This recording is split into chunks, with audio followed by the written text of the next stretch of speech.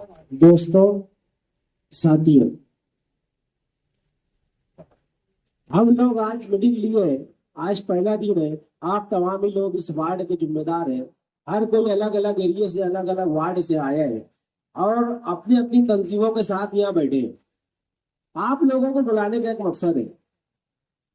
बहुत वक्त हो गया, 20 साल गुजर चुका। 20 सालों के अंदर रमजान परे के अंदर कोई तरक्की आज के मौजूदा आमदार ने नहीं की। जो भी हुआ इन 5 सालों के अंदर कारपोरेशन से ही हम लोगों ने जद्दोजहद करके इधर किया है।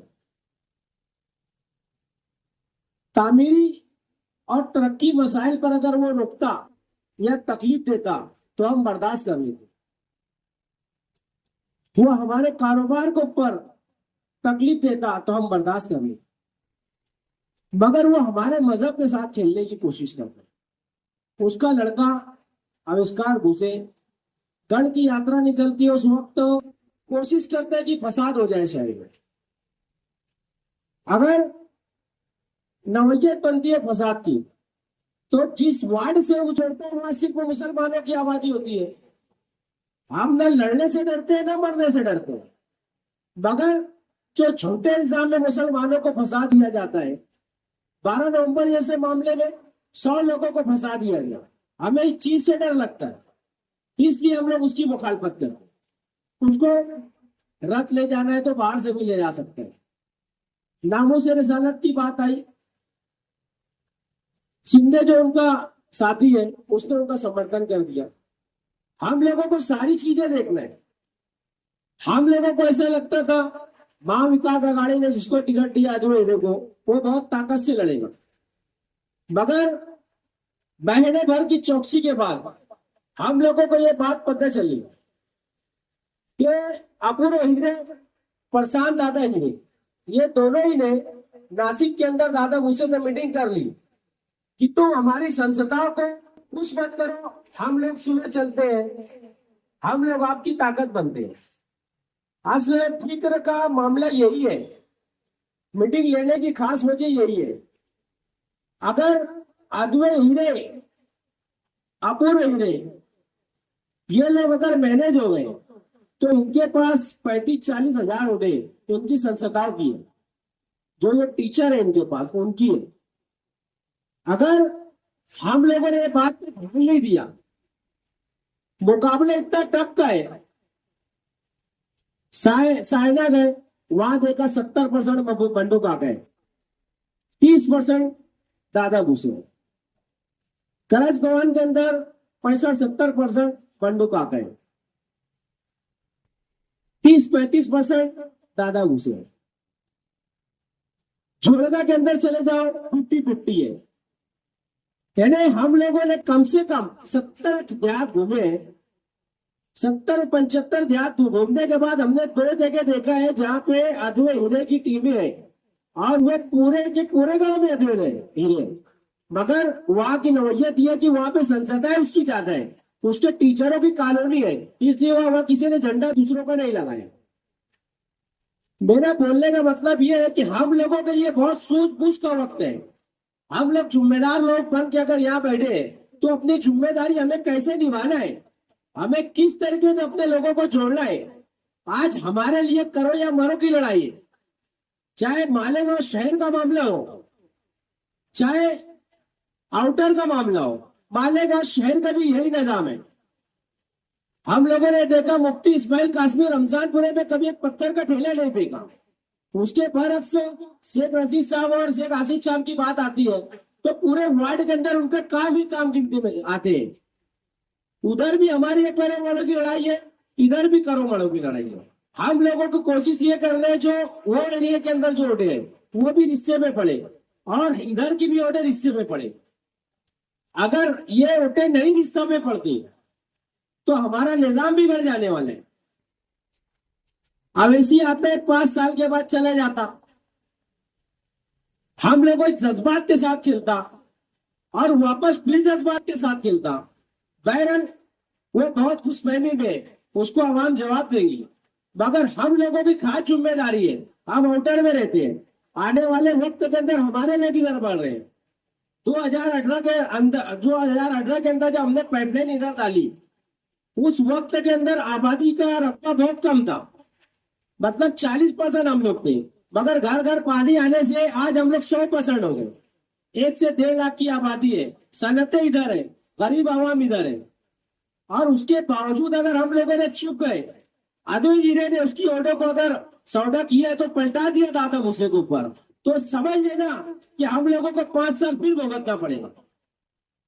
आज यहाँ पे खड़े होने का मकसद ये है कि हम मैं बहुत गुस्से में असल में, और मैं चाहता हूं तुम लोग भी जो खुद के जिनका इलेक्शन है वो गुस्से में लड़ो। गुस्से में लड़ने का मकसद ये है कि एक आदमी मां विकास अघाड़ी को धोखा देके मैनेज हो जाते हैं, एक आदमी मां विकास से टिकट मांगता है, उसे टिकट नहीं दिया जाता है, वो पूरी ईमानदारी से लड़ता है, उसको बदनाम करने की कोशिश की जाती है, उसके बावजूद वो मुसलमानों के साथ, दलितों के साथ, हिंदुओं के साथ और तमाम ही मजहब की बिरादरियों के साथ वो यकसा सुलूक करते हैं। अगर उसके जज्बात को ठेस पहुंची किसी भी धर्म के लोगों से तो वो टूट जाएगा, तो दोबारा हमारे लिए कोई खड़ा नहीं होगा दोस्तों। इसलिए हम लोगों की जिम्मेदारी है, हम लोग हमारा मेहनताना हासिल करने के लिए मत लड़ो, हम लोगों को दादा भूसे को हराना है इसलिए लड़ो। अगर अपनी 30,000 ओढ़े रमजान पूरे की, दरेगा और मालदा की ओढ़े, टोटल ओढ़े 65,000 है, अगर हम लोगों ने 80% ओढ़ गिरा दी और ये ओढ़े वन साइड पड़ गई तो दादा भूसे 30-35,000 ओढ़ से हार जाएगा। अगर आधे की 30,000 ओढ़े उसको भी मिल जाती है तो अभी हम लोग 10,000 ओढ़ से चुन के आएंगे, लेकिन शर्त ये है कि हम लोगों को वन साइड ओढ़ पढ़ाना है। कुछ ऐसे भी लोग हैं जो अपने ईमान को बेचकर मुसलमान होने के बावजूद फिरका परस्तों का साथ दे रहे हैं, ऐसे लोगों को भी जवाब देने का वक्त है दोस्तों। अगर हम लोगों ने एकता ही कर ली, यहां से उठकर अपने लोगों को बताया पैसा हम सब कमाते हैं, हर कोई कमाता है, आज 5,000 के नीचे कोई मजदूर नहीं कमाता। मेरा मानना ऐसा है कि हमारे लोग शौक के मुताबिक भी इलेक्शन लड़ते हैं, कोई पैसे के लिए नहीं लड़ता। लेकिन मैं ऐसा आपको बताना चाहता हूँ कि ये इलेक्शन आप शौक के लिए मत लड़ो, ये इलेक्शन आप लोग दादा भूसे को हराने के लिए लड़ो, क्योंकि वो किसी मजहब का नहीं, किसी धर्म का पालन नहीं करता। ये लोगों की सोच है सिर्फ इलेक्शन के अंदर खड़े होना, पैसा कमाना, और बाहर इनका पैसा इतना है हम बोल भी नहीं सकते, गिन भी नहीं सकते। हम लोगों की जिम्मेदारी है कि अपने लोगों की ज्यादा से ज्यादा वोट गिराए। कल 5 बजे प्रचार का वक्त खत्म हो जाएगा, इसलिए हम लोगों ने आज अर्जेंट में मीटिंग लगाई है।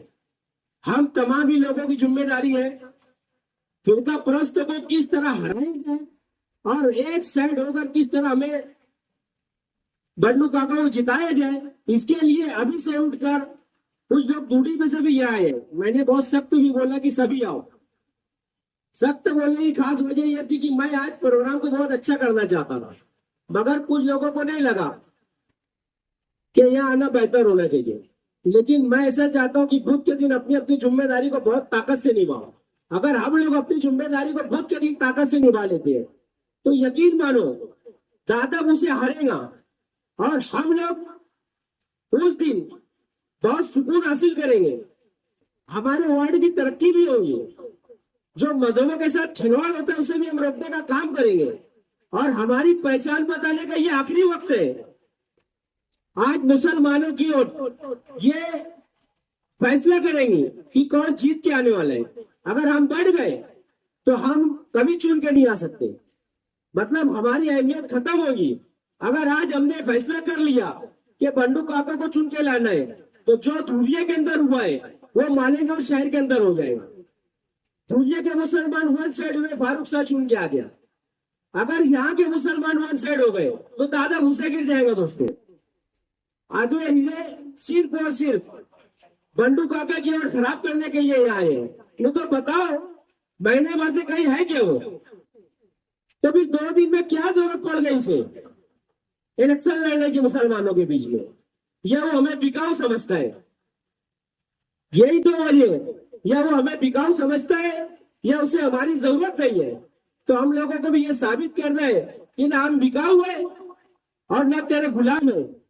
तेरे गुलाम जो टीचर है तेरे पीछे घूमेंगे, और बुध के दिन और टीचरों का क्या हाल होगा ये पूरा शहर देखेगा, क्योंकि सरकारी नौकर ये काम नहीं कर सकता। उनकी वीडियो वायरल होगी और उसके ऊपर सख्त कानूनी कार्रवाई की जाएगी। इतना ही बोल के अपनी बातें खत्म करता हूँ। आप लोगों ने बहुत ज्यादा मेरा इंतजार किया। जितने भी साथी है वो अपने अपने ग्रुप की टैली करवा ले। अस्सलाम वालेकुम। सारी बेसब वाला ये दिमाग इसमें हम अकेडमी की जानिब से जनाब सुफी खतीब सदीकी साहब, जनाब सुफी रमजान फैमिली साहब, तमाम की जानिब से असम्बली हल्का नंबर 115 के आजाद उम्मीदवार का नाम बंडू काका बचाव साहब, की निशानी नक्शा है, बटन नंबर 11 है। हम उनकी भरपूर ताईद और हिमायत करते हैं और तमाम लोगों से अपील करते हैं, गुजारिश करते हैं कि आने वाली 20 तारीख को 20 नवंबर को जब आप वोट देने जाएं 11 नंबर बटन दबाकर हिस्से वाली निशानी पर बटन दबाएं और बंडू काका बचाव को भारी अक्सरियत के साथ कामयाब करें और रमजान पूरा मालदा गयाना और हल्का नंबर 115 को विकास की जानिब, तरक्की की जानिब लेकर जाएं। मैं मरतबा भी तदीबी एकेडमी की जानिब से जुमला तमाम सामान की जानिब से जनाब बंडू काका बचाव की भरपूर ताईद में हिमायत करते हैं और आवाम से गुजारिश करते हैं।